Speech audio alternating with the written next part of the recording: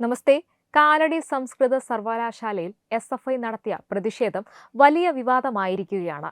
VC doctor Ciza തോമസിന്റെ പ്രതീകാത്മക ശവസംസ്കാരം നടത്തിയതും പിന്നാലെ VCക്കും സർവകലാശാല ജീവനക്കാർക്കും നേരെ അതിക്രമം നടന്നെന്ന ആരോപണവും സംഭവത്തെ കൂടുതൽ ഗൗരവമുള്ളതാക്കിയിരിക്കുകയാണ്.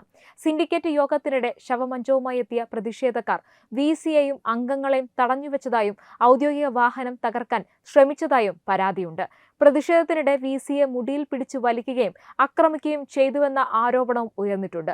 സംഭവത്തിൽ പോലീസ് ഇടപെടൽ ചോദ്യം ചെയ്യപ്പെട്ട സാഹചര്യത്തിലാണ് ഗവർണർ ഈ വിഷയത്തിൽ നേരിട്ട് ഇടപെട്ടത്.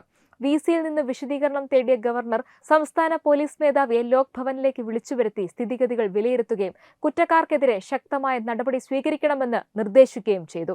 ഇതിനോടകം തന്നെ 4 വിദ്യാർത്ഥി നേതാക്കളെ പോലീസ് അറസ്റ്റ് ചെയ്തിട്ടുണ്ട്. ഇപ്പോൾ ലോക് ഭവൻ നിർദ്ദേശത്തിന് പിന്നാലെ കൂടുതൽ അറസ്റ്റുകളും നടപടികളും ഉണ്ടാകുമോ എന്നതാണ് ശ്രദ്ധേയമായ ചോദ്യം.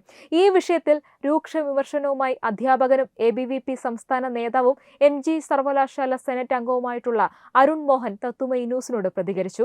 നമുക്ക് അദ്ദേഹത്തിന്റെ പ്രതികരണം കേൾക്കാം. കാലടി സംസ്കൃത സർവകലാശാല VC ഡോക്ടർ സിസ തോമസിനെതിരെ SFI നിലവിൽ നടത്തിക്കൊണ്ടിരിക്കുന്ന ആഭാസകരമായ സമരം അത് കേരള പൊതുസമൂഹത്തിനാകെ അപമാനമാണ്.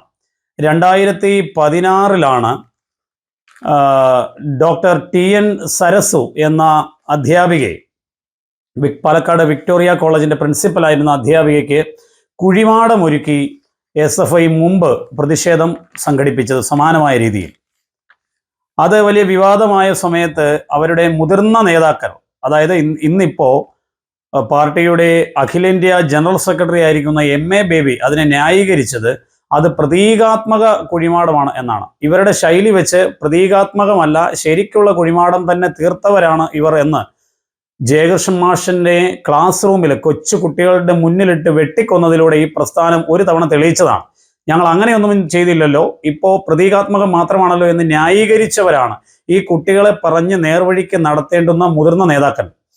അതുകൊണ്ട് തന്നെ എന്താണ് സംഭവിച്ചത്? തൊട്ടടുത്ത വർഷം 2017 മഹാരാജാസ് കോളേജിന്റെ പ്രിൻസിപ്പളായിരുന്ന L ബീന, ആ ടീച്ചറിന്റെ കസേര, പ്രിൻസിപ്പലിന്റെ കസേര പൊതു സമൂഹത്തിന്റെ മുഴുവൻ മുന്നേ വെച്ച്, മാധ്യമങ്ങളുടെ മുഴുവൻ മുന്നിൽ വെച്ചിട്ട് മണ്ണെണ്ണ ഒഴിച്ച് തീ കൊളുത്തി പ്രതിഷേധം സംഘടിപ്പിച്ച ആഭാസകരമായ സമരവും ഈ കേരളം കണ്ടതാണ്. ഈ വളരെ അടുത്ത കാലത്ത് തന്തയില്ല നേരത്ത് തള്ളയ്ക്കുണ്ടായ പട്ടികളെ, എനിക്കത് പറയുന്നതിൽ വിഷമമുണ്ട്, അത് പറയാതെ എങ്ങനെയാണ് ഇതിനെ അഡ്രസ് ചെയ്യാൻ സാധിക്കുക?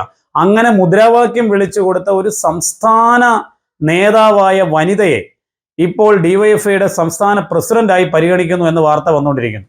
ചുരുക്കി പറഞ്ഞാൽ ഇവരുടെ സംഘടനാപരമായ ഒരു രീതി തന്നെയാണിത്. ഇതിൽ തെറ്റ് ഇവരാരും കാണുന്നില്ല. ഈ സംസ്കാരമില്ലായ്മ ഒരു സംഘടനയുടെ പ്രവർത്തനമാക്കി കേരളത്തിലുടനീളം വ്യാപിപ്പിക്കുന്ന ശൈലി അങ്ങേയറ്റം അപകടകരമാണ്. ഡോക്ടർ സിസ തോമസിനെതിരെ ഇവർ നടത്തുന്ന ഈ നീക്കത്തിന് കൃത്യമായ ഒരു കാരണമുണ്ട്. നമ്മൾ പരിശോധിച്ചാൽ മനസ്സിലാവും.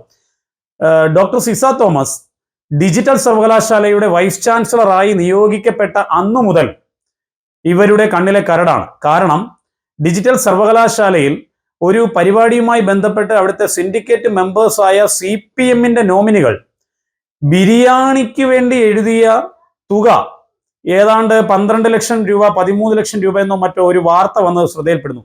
എൻ്റെ ഓർമ്മ ശരിയാണെങ്കിൽ 12, 13 അല്ലാതെ 20, 22 മറ്റോ ആണ്. എന്താണെങ്കിലും 15 ലക്ഷം രൂപയിൽ കുറയാത്ത ഒരു തുക ഒരു പരിപാടിക്ക് ബിരിയാണിയിൽ മാത്രം എഴുതിയെടുത്തപ്പോൾ തന്നെ ഇതിൻ്റെ ഈ സർവകലാശാലയെ ഇങ്ങനെ സാമ്പത്തികമായി ചൂഷണം ചെയ്തുകൊണ്ടിരിക്കുന്ന ഇടത് എക്കോസിസ്റ്റത്തെ അവർ പുറത്തു കൊണ്ടുവന്നതാണ്. മറ്റൊരു പ്രധാനപ്പെട്ട കാര്യം, ഡിജിറ്റൽ സർവകലാശാലയിലെ ഇടതുപക്ഷ അധ്യാപക സംഘടനാ നേതാക്കൾ അവിടുത്തെ ഇന്റേൺഷിപ്പ് ചെയ്യുന്ന കുട്ടികൾക്ക് സർട്ടിഫിക്കറ്റ് നൽകുന്നതിന് വേണ്ടി വ്യാജ കമ്പനികൾ ഉണ്ടാക്കിയെന്നും അതിലൂടെ കോടിക്കണക്കിന് രൂപ തട്ടിച്ചു എന്നുമുള്ള വലിയ അഴിമതി പുറത്തു കൊണ്ടുവന്ന വൈസ് ചാൻസലർ കൂടിയാണ് ഈ ഡോക്ടർ സിസ തോമസ്. സ്വാഭാവികമായിട്ടും അവർക്കെതിരെ പ്രതിഷേധിക്കാൻ പാർട്ടിയുടെ ഔദ്യോഗിക ഘടകങ്ങളുടെ തീരുമാനമുണ്ട് എന്നുള്ളത് നമ്മൾ മനസ്സിലാക്കുന്നു. പക്ഷേ SFI ഒരു സമരം ഏറ്റെടുക്കുന്ന സമയത്ത് നാട്ടകം പോളിടെക്നിക് കോളേജിൽ പുലയക്കുടിൽ എന്ന് എഴുതി വെച്ച് അവിടുത്തെ പോസ്റ്റ് മെട്രിക് ഹോസ്റ്റലിലെ കുട്ടികളുടെ പുറത്ത് ഈ കോമ്പസ് കൊണ്ട് SFI എന്നെഴുതി റാഗ് ചെയ്ത് ആ കുട്ടികൾ പഠിക്കുന്ന SC/ST കമ്മ്യൂണിറ്റിയിൽപ്പെട്ട കുട്ടികൾ താമസിക്കുന്ന ഹോസ്റ്റലിന്റെ വാതിൽ മുറിയിൽ പുലയക്കുടിൽ എന്നെഴുതി വെച്ച സംഘടന, ഒരു സംസ്ഥാന സെക്രട്ടറി മഹാത്മാഗാന്ധി യൂണിവേഴ്സിറ്റിയിലെ CPIയുടെ വിദ്യാർത്ഥി പ്രസ്ഥാനമായ AISFന്റെ നേതാവിന്റെ മുഖത്ത് നോക്കി പറഞ്ഞ വാക്ക് മുമ്പ് പറഞ്ഞതുപോലെ തന്നെ എനിക്കത് പറയാൻ ലജ്ജയുണ്ട്. തന്തയില്ലാത്ത കുട്ടിയെ നിനക്കുണ്ടാക്കി തരുമെന്ന് പരസ്യമായി വിളിച്ചു പറഞ്ഞത് മാധ്യമങ്ങളിലൂടെ നമ്മളൊക്കെ കണ്ടതാണ്. എന്നിട്ടാണ് ഈ പ്രബുദ്ധതയെക്കുറിച്ചൊക്കെ ഇവർ സംസാരിക്കുന്നത്. ഏറ്റവും അവസാനമായി ഡോക്ടർ സിസ തോമസിന്റെ നേരെ ഉണ്ടായ ആക്രമണം കൂടി കണക്കിലെടുത്താൽ അവർ വളരെ പ്ലാൻഡ് ആണ്. കേരളത്തിൽ വ്യാപകമായി അധ്യാപകർക്കെതിരെ ഇതേപോലെയുള്ള സമര ആഭാസങ്ങളുടെ മറവിൽ അക്രമം സംഘടിപ്പിക്കാൻ SFI തീരുമാനിച്ചിരിക്കുന്നു എന്നുള്ളത് തന്നെ കാണാൻ സാധിക്കും. അധികാരം നഷ്ടപ്പെട്ടു പോയി. നേതാവിന്റെ മകളുടെ നേരെ ഉണ്ടായ വലിയ അഴിമതി ആരോപണം വന്ന സമയത്ത് ചാവേറുകളെ പോലെ ഈ കുട്ടികളെ ഇറക്കി വിട്ട CPMന്റെ നേതാക്കന്മാർ ചുടുചോര വാരിക്കുകയാണ് കുട്ടിക്കുരങ്ങന്മാരെ കൊണ്ട്. ഈ 2-3 മാസം ജയിലിൽ കിടന്നതിന് ശേഷമാണ് ഇവർ പുറത്തിറങ്ങിയെന്നുള്ള വാർത്ത നമ്മൾ കണ്ടു കഴിഞ്ഞു. ഞാൻ സൂചിപ്പിക്കാൻ ആഗ്രഹിച്ചത്, ഇങ്ങനെ കുട്ടികളെ അവർ പറഞ്ഞു വിടുന്ന സമയത്ത് CPM അറിയാതെയല്ല, CPM പ്ലാൻ ചെയ്ത് തന്നെ അവരെ കൊണ്ട് ഇത്തരത്തിലുള്ള സമരാഭാസങ്ങളിൽ ഏർപ്പെടുത്തുകയാണ്.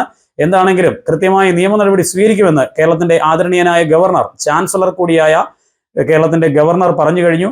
ഞാൻ മനസ്സിലാക്കുന്ന അനുസരിച്ച് 3-4 പ്രതികളെ അറസ്റ്റ് ചെയ്ത് കഴിഞ്ഞു. ഇതിന്റെ ഗൂഢാലോചന കൂടി കൃത്യമായി അന്വേഷിക്കണം. ഇനി മേലാൽ ഇത്തരത്തിൽ അധ്യാപകരെയും വിദ്യാർത്ഥികളെ 2 വർഗമാക്കി വർഗ സമരത്തിന് ആഹ്വാനം ചെയ്യുന്ന ഈ വൃത്തികെട്ട ശൈലിയിൽ നിന്ന് കേരളത്തിലെ വിദ്യാഭ്യാസ സ്ഥാപനങ്ങൾക്ക് മോചനം ഉണ്ടാകണമെങ്കിൽ കർശനമായ നിയമ നടപടികൾ സ്വീകരിക്കണം എന്ന് ആവശ്യപ്പെടുകയാണ്. നന്ദി അരുൺജി തത്തുമൈ ന്യൂസിനോട് പ്രതികരിച്ചതിന്. അതേസമയം ABVP കേരള പ്രതിനിധി സംഘം ഗവർണർ രാജേന്ദ്ര വിശ്വനാഥ് ആർലേക്കറുമായി ലോക് ഭവനിലെത്തി കൂടിക്കാഴ്ച നടത്തി. കേരള കാലടി സർവകലാശാല വിഷയങ്ങളുമായി ബന്ധപ്പെട്ട് അടിയന്തര ഇടപെടൽ ആവശ്യപ്പെട്ട് നിവേദനങ്ങൾ നൽകി. കേരള സർവകലാശാലയിലെ വിദ്യാർത്ഥികൾ അനുഭവിക്കുന്ന ബുദ്ധിമുട്ടുകൾ ചാൻസലറായ ഗവർണറെ ധരിപ്പിച്ചു. LLB വിദ്യാർത്ഥികളുടെ പുനർമൂല്യനിർണ്ണയവുമായി ബന്ധപ്പെട്ട കാര്യങ്ങൾ സംസാരിച്ചു.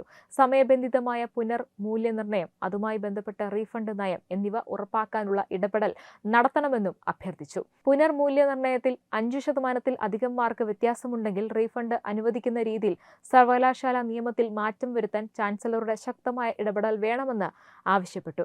കാലടി ആദിശങ്കരാചാര്യ സർവകലാശാലയിൽ പ്രതീകാത്മകമായി VC ഡോക്ടർ സിസ തോമസിന്റെ ശവസംസ്കാര ചടങ്ങ് നടത്തിയ SFI പ്രവർത്തകരുടെ അപരിഷ്കൃത സമരാഭാസത്തിനെതിരെ ശക്തമായ നടപടിയെടുക്കണമെന്നും ആവശ്യപ്പെട്ടു.